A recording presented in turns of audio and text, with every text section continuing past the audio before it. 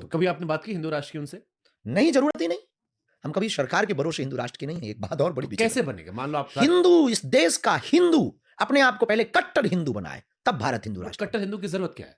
ये फंस गया सी है। जैसे आपके मंच पे हमने कई बार देखा कि आप कहते हो कि तुम्हारा फलाना नाम है, तुम्हारे चाचा ये है, तुमको बीमारी ये है। एक पत्रकार का भी आपने पर्चा खोल दिया था, बेचारा बड़ा गाली खाया बाद में। देखिए, एक कि उसके परंपरा हमारी आप पर भी आरोप लगा कि उसके फेसबुक से आपने पढ़ लिया था। धंधा बंद करवाएगा क्या? देखिए, 140 साल बाद फिर आपने स्टेटमेंट एक दे दिया था कि जो कुंभ नहीं आएगा वो पापी देशद्रोही है। वो देशद्रोही। आपने जब ये कह दिया कि जो नहीं आएगा वो देशद्रोही है, तब लोग देखिए, कह रहे हैं कि जिन्हें- मान लीजिए कोई जाने से कोई आदमी सियाचिन में नौकरी कर रहा हो या बॉर्डर पे हो या मेरे सब पत्रकार जो दिल्ली इलेक्शन कवर कर रहा था, अब आपने हम लोग को देशद्रोही बना शुभांकर दिया। भैया, यही फिर ये क्या अंतर कैसे होता है? क्योंकि ये एलिगेशन आपके साथ चिपक गया है कि आप अंधविश्वास फैलाते हैं और अपने मतलब को बताते हैं कि ये हमको दिखता है। ये लोगों ने कहा कि धीरेन्द्र कृष्ण शास्त्री ने असंवेदनशील बयान दे दिया कि जो यहाँ मृत्यु हुई वो मोक्ष किया है। फिर लोग आपको व्यक्तिगत टारगेट करने लगे कि ऐसे तो आपको ही मोक्ष मिल जाना चाहिए।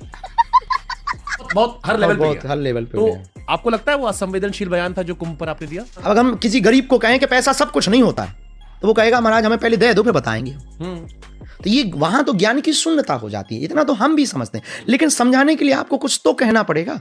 तो हमारे अर्थ का अनर्थ कर दिया लोगों ने। इस बात का हमें बहुत कष्ट है, इस बात का हमें दुख है कि आपने जो बोला ठीक बोला है। आपने जो हमें किसी ने कहा कि हम आपको मोक्ष दिला देंगे, वो सब अपनी अपनी बातें उनकी जगह ठीक है। जिनकी जैसी श्रद्धा होगी वो अपने अपने हिसाब से वो ठीक कह रहे हैं।